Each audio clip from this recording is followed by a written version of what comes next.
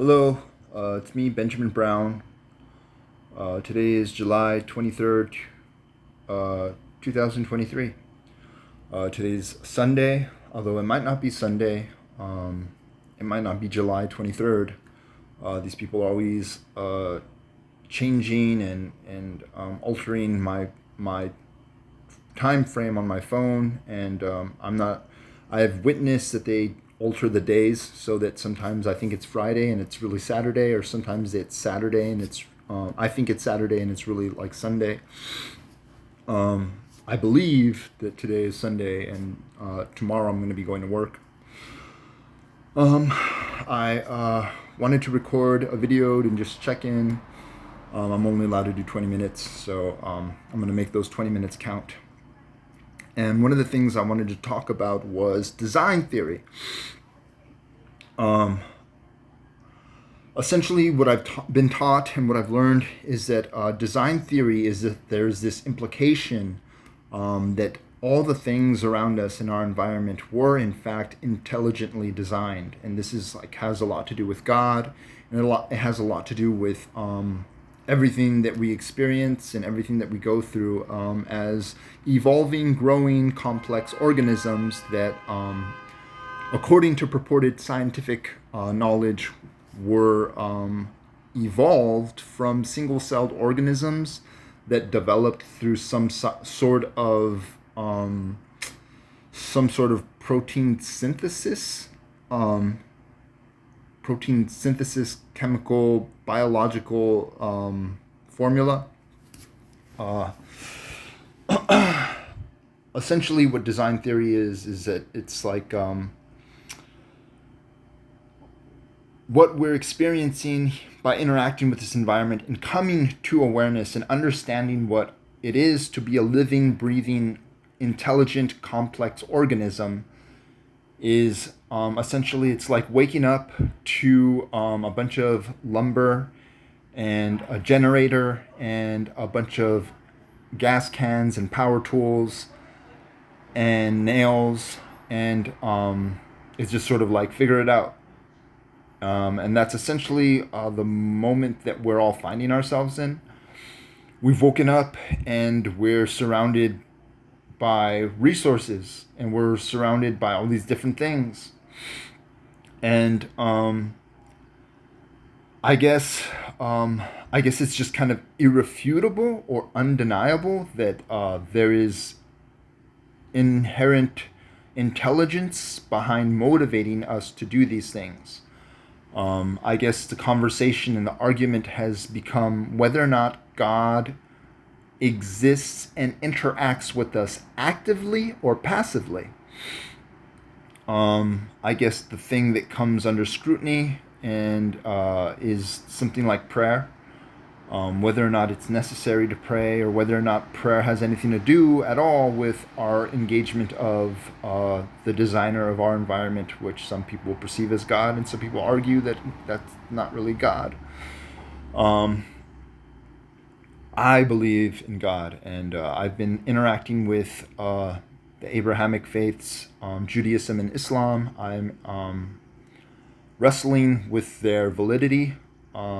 They are seeded with elements of design theory, and they kind of fortify themselves as such, as opposed to Christianity, which seems to be a little bit more of a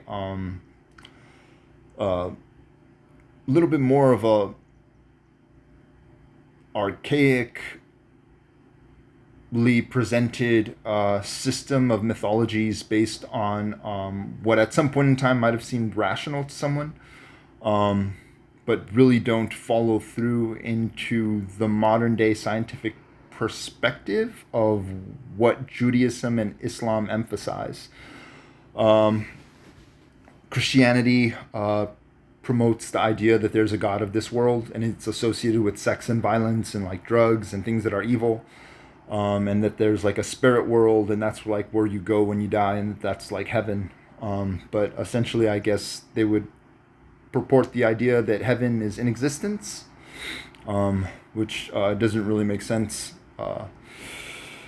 But Judaism and Islam also emphasize that there's no being God, there's only God, and then God is an objective experience. So God is an objective experience. So the only way to truly be God is to exist within all things, including in existence.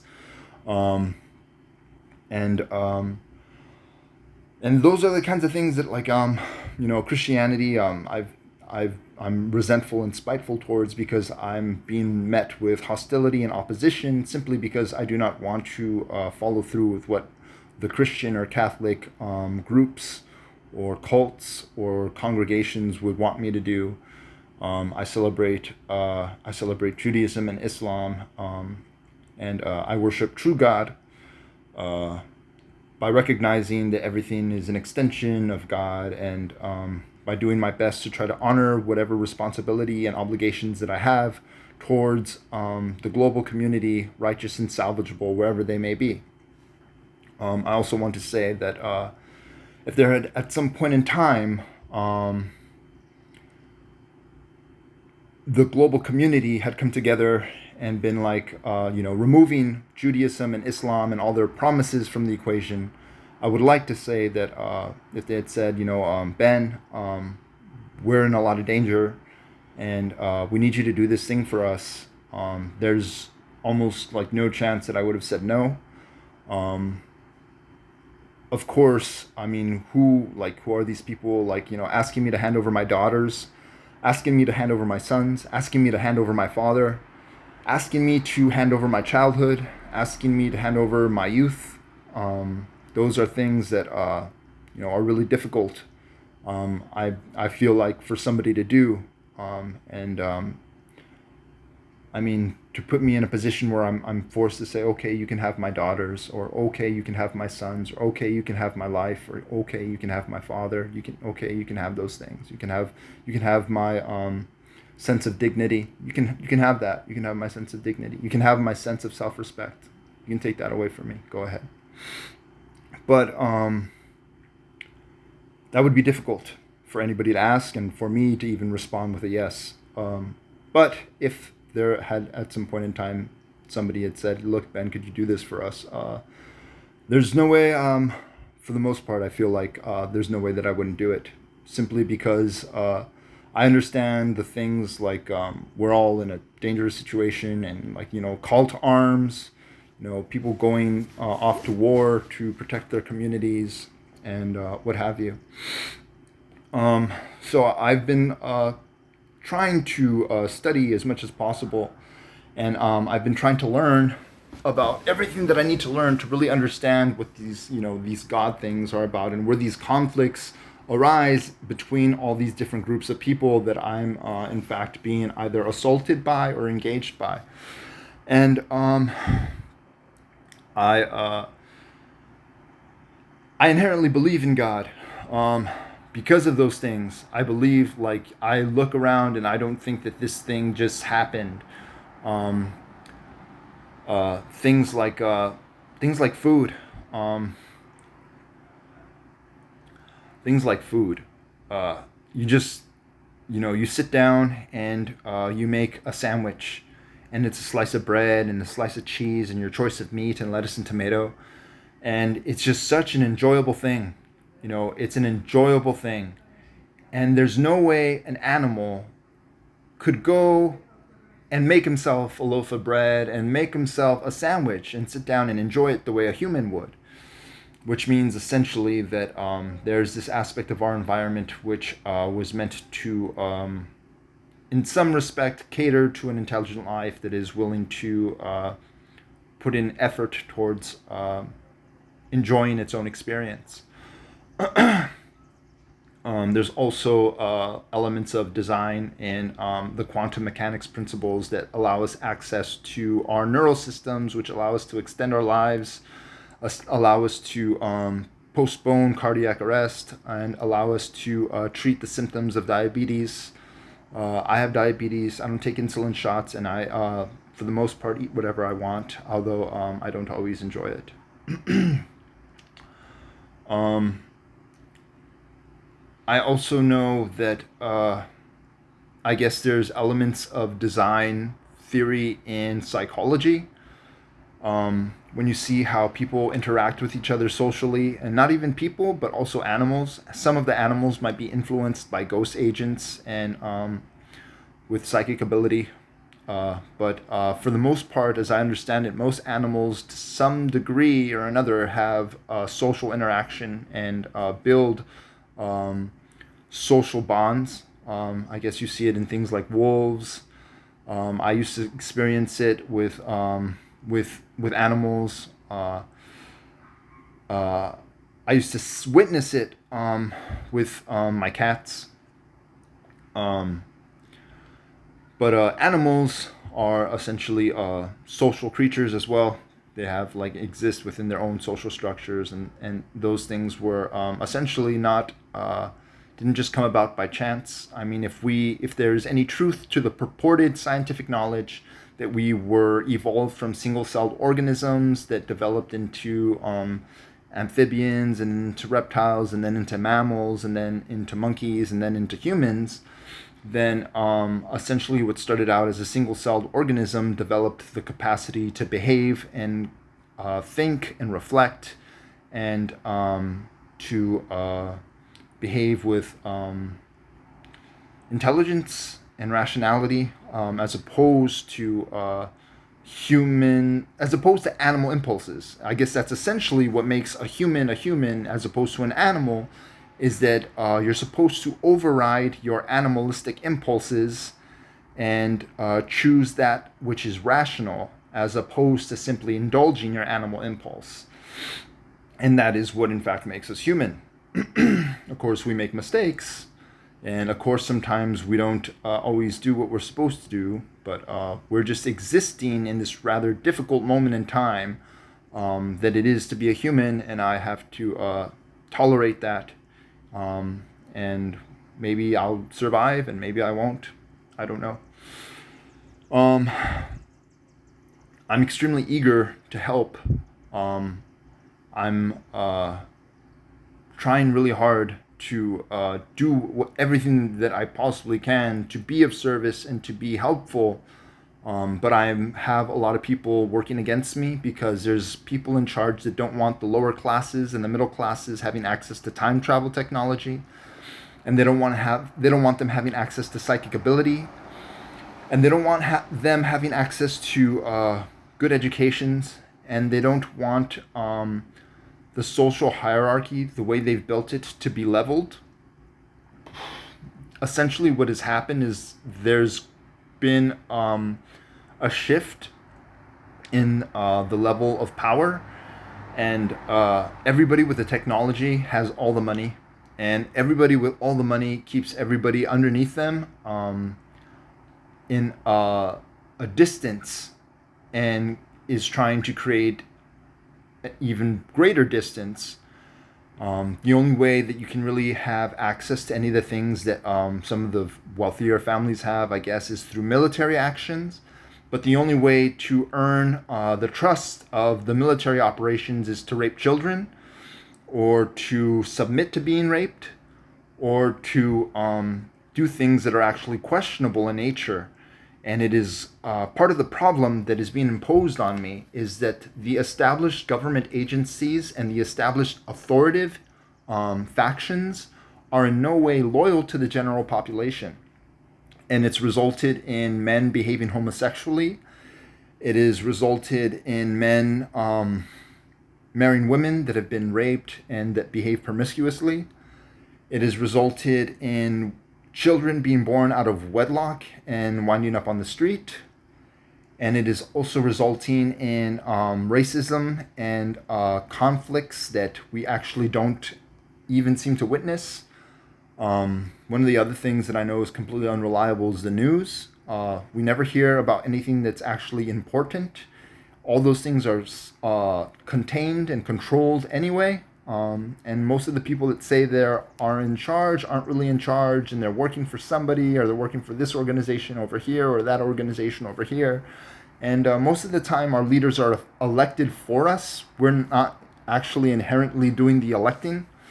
They're elected officials are elected by, the conspiracies that control government faculties. But this has become my life, and I'm familiar with these things superficially, and I'd like to study these things, and I'd like to be a part of moving towards thoroughly educating and thoroughly empowering the people of the world.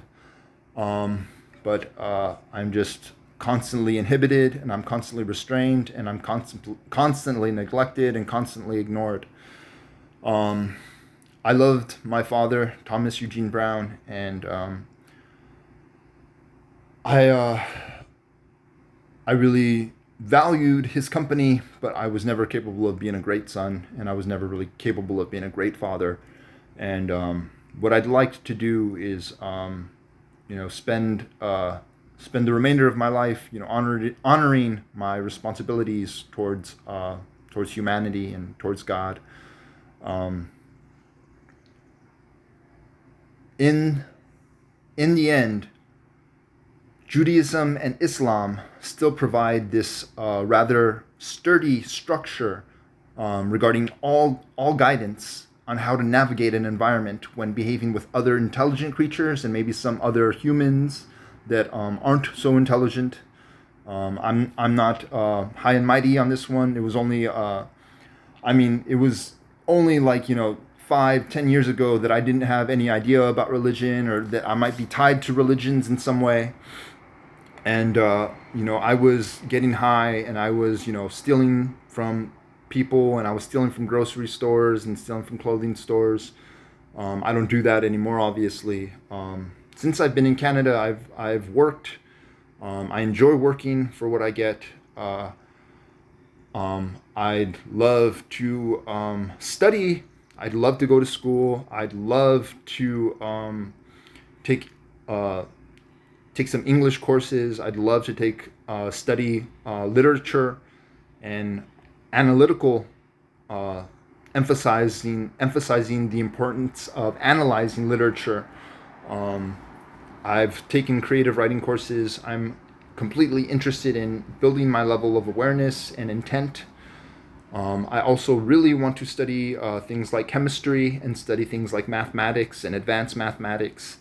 I'd really want to thoroughly study chemical biology, because building single celled organisms from scratch sounds extremely interesting to me.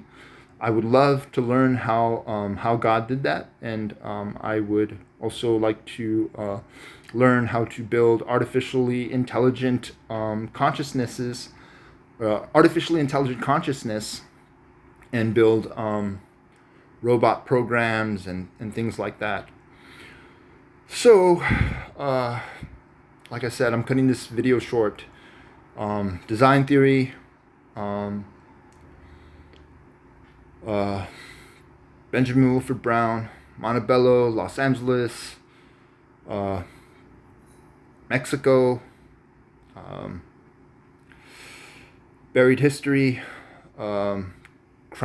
criminal agencies, mafias, Italian mob, French mob, African mob, English mob, Irish mob, uh, gun running, drug smuggling, prohibition. There's just all kinds of crazy things that I have some sort of connection directly and indirectly to, and it's kind of insane. It's kind of insane that that the people that I've been surrounded with this whole time have been government agents and officers, because I've done things like picked up picked up picked up drugs, and it's just insane. Like, I can't believe that this is like really happening to me. I don't understand why people expect me to do those things or fall in line with those things, but I don't know. What I want is for everybody to have that technology and everybody be as happy as possible. And somebody's getting in the way of that. And there's people out there that want to hurt me because of those things, and there's people that want to hurt the people that help me because of those things. So be aware, Autumn and Ethan Ray and whoever else, that people want to hurt you guys because of me. All right, bye.